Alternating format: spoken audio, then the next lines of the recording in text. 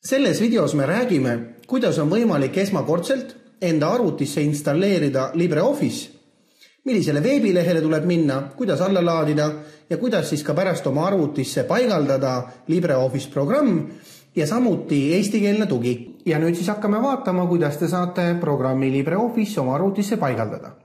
Esimese sammuna tuleks avada internet ja internetis tuleks siis liikuda sellisele aadressile, klõpsate aadressi ribale ja trükite aadressi www.libreoffice.ee ja enter. Tegemist on siis täiesti eestikeelse lehega, kus on ka kõik info LibreOffice kohta, kaasa arvatud abimaterjalid ja kõik muu. Ja üleval paremas nurgas on siis selline suur, ütleme link hetkel vähemalt ja nimeks tal laadi alla. Klõpsate siia nupu peale, mis järel antakse teile siis valik failidest, mida te saate oma arvutisse paigaldada. Nüüd kõigepealt, millega te võite tutvuda, on LibreOffice'i siin esimene valik nõuded süsteemile. Klõpsate siia peale lingile ja saate siis artikli selle kohta, millised on miinimumnõuded. Juhul, kui siin on kõik korras, vastab teie arvuti nõuetele, lähen tagasi noolega. Ja nüüd tegelikkuses meil oleks vaja siit kokku 3 faili. Kõige tähtsam fail on see esimene, see on ka kõige suurem ja see nüüd on see põhiprogramm. Teine asi, mida me kindlasti tahaksime saada ja vaatame eraldi, on abisüsteem.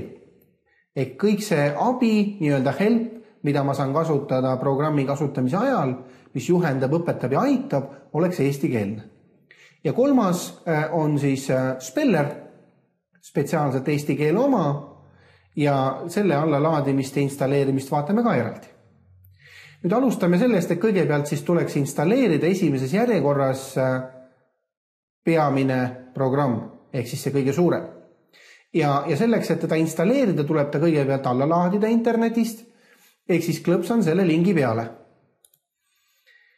Mida peab kindlasti enne nüüd installeerimist arvestama on see, et teil peab olema oma arvutis administraatori õigust. Sellepärast, et alla te saate küll laadida ilma selleta, aga kui te hakkate programmi installeerima, siis teil peavad olema administraatori õigused. Kui sellega on korras, siis nüüd olenevalt Windowsi versioonist teil küsitakse, kas siin all või ilmub aken ekraani keskele, kas me käivitame, see tähendab, et laetakse alla ajutiste failide kausta ja pakutakse kohe installeerimist, paigaldamist, või me salvestame ta kuhugi ja siis käivitame. Igaks juhuks mina soovitan kõigepealt ikkagi salvestada, sellepärast, et kui esimene kord mingil põhjusel ei õnnestu, siis te ei pea hakkama uuesti alla laadima. Nii et mina klõpsan nupule salvesta ja seejärel näete algab siis see allalaadimise protsess, mis tuleks siis lõpuni ära oodata. Ja nüüd, kus näete, fail on alla laadinud, skanneeritud, on mul siis siin all valik käivita. Võin ka kausta avada sealt seest ise topeltklõpsuga, aga miks siis mitte ka kohe siit käivita. Ja nüüd algab siis see paigaldamise protsess, kus tuleb teil läbida paigaldusnõustaja mõned küsimused. Esimesel lehel klõpsate kohe edasi. Teine leht võimalus valida, kas soovite tüüpilist installatsiooni paigaldust või kohandatud. Kohandatu puhul saab määrata, milliseid programme te soovite. Soovituslik on tüüpiline, seejärel klõpsan edasi. Siis on teil võimalus määrata, kas te soovite töölauale käivitusikooni, hõlbustusvahendite toa lubamist ja kas LibreOffice alati ka siis laetakse nii-öelda tööle, kui süsteem käivitub. Mõte on selles, et tavaliselt, kui te LibreOffice esmakordselt peale restarti käivitate, läheb teil natuke kauem aega. Aga kui te selle märke teete, siis koos arvuti käivitumisega ta ka teeb selle enda eelkäivituse ära. Kui olete siin soovitud valikud teinud, klõpsate paigalda, mis järel siis hakatakse paigaldama ja mingi moment peaks nüüd hüppama ette aken, kus siis Windows küsib teilt kinnitust, et kas te olete nõus, et selline programm nagu LibreOffice ennast paigaldab teie arvutisse. Nüüd natukene ootame. Praegu näete, see paigaldusnõustaja natukene seisab ja kontrollitakse ka kindlasti seda, et teil on administraatori õigused. Ja näete, aken siis ilmus, kas soovite lubada järgmisel programmil sellesse arvutisse tarkvara installida. Siin on programmi nimi ja väljaandja. Ütlen jah Ja nüüd algas siis see paigaldusprotsess, mis siis tuleks lõpuni ära oodata. Kui nüüd see roheline skaala on lõpuni jooksnud ja paigaldus on lõpetanud, siis aken, mis teile ilmub, on paigaldusnõustaja lõpetas töö ja teie asi on nüüd ainult vajutada nupule lõpeta. Ja nüüd selle tulemusena ongi teil LibreOffice arvutisse installeeritud ja selleks, et seda kontrollida, panen näete interneti alla ära ja näen, et töölaual on ikoon LibreOffice 3.6. Samuti, kui te võtate kõik programmid startmenüü alt ja otsite LibreOffice 3.6 kausta, oleneb muidugi versioonist, võib see number taga teine olla, on siin ka kõik need programmid näha. Vastavalt siis valite, mis programmi soovite, näiteks Writer, ja seejärel LibreOffice käivitub. Ja nagu ma ütlesin, siis esmakordselt läheb natukene aega, kuni ta käivitub, aga kui te nüüd tegite selle märke, et ta ka alati koos Windowsiga käivitub, siis edaspidi on see natuke kiirem. Nii et nüüd on natukene vaja varuda kannatust ja oodata, kuni programm avaneb. Ja seejärel võite siis asuda tööle, toimetama.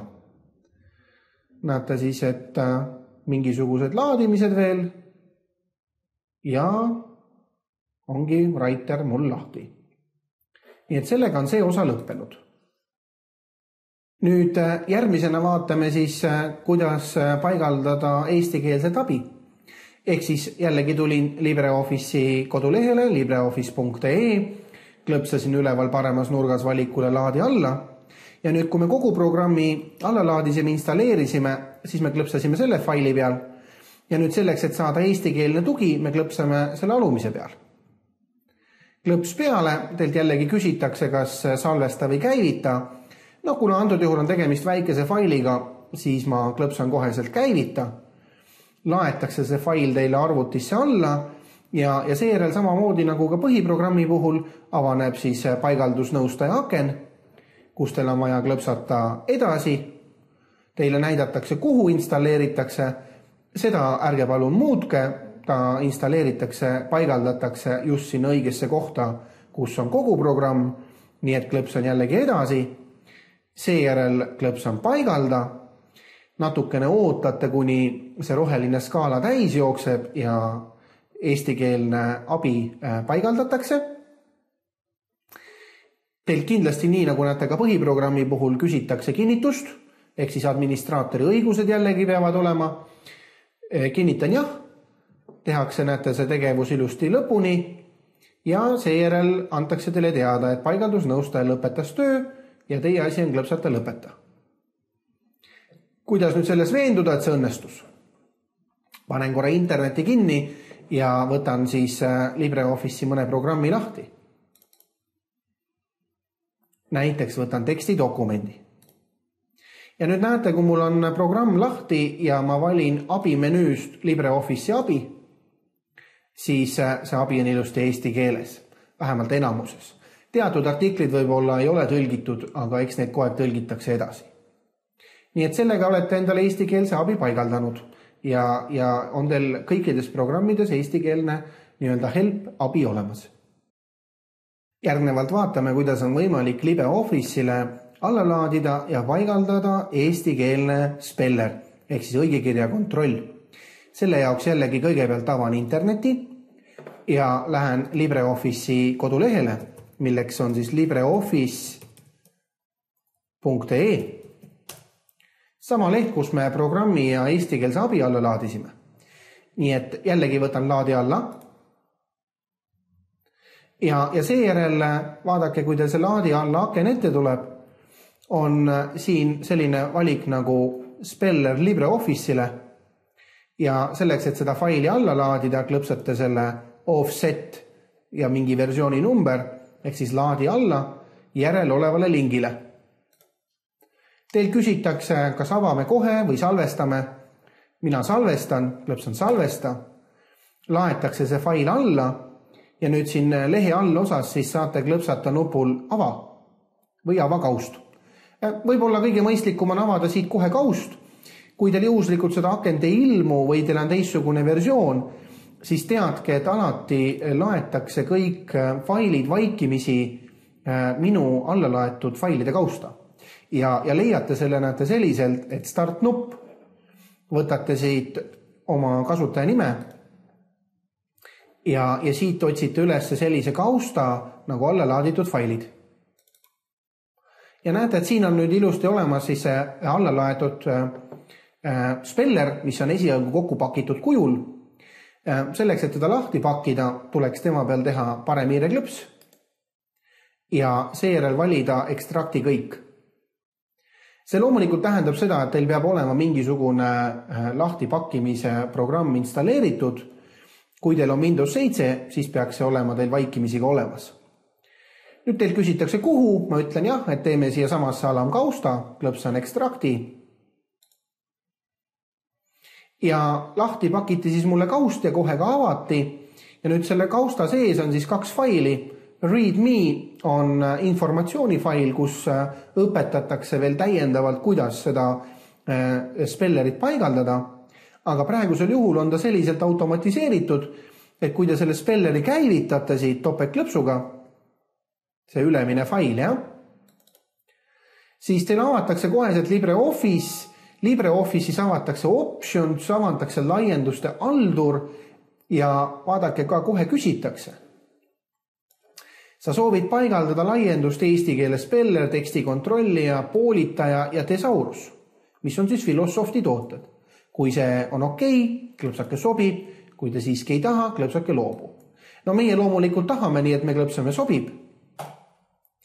Ja seejärel tuleb teile ette laiendustarkvara litsentsileping, selline üldine litsentsileping, et see on LibreOffice või OpenOffice koosseisus, seda võib muutmata kujul vabalt levitada, ehk tegemist on vabavaraga. Nii et teie asi on siin allklõpsata nupul nõustun ja seejärel ongi teil siis eestikeelne speller installeeritud. Ehk siis võin selle laienduste alduri akna sule nupust kinni panna.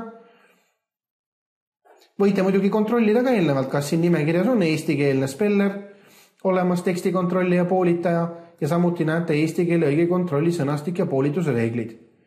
Nii et see on see kontrolli võimalus. Nii et igatahes nüüd ma võin siis sulgeda selle akna ja ongi teil eestikeelne speller installeeritud.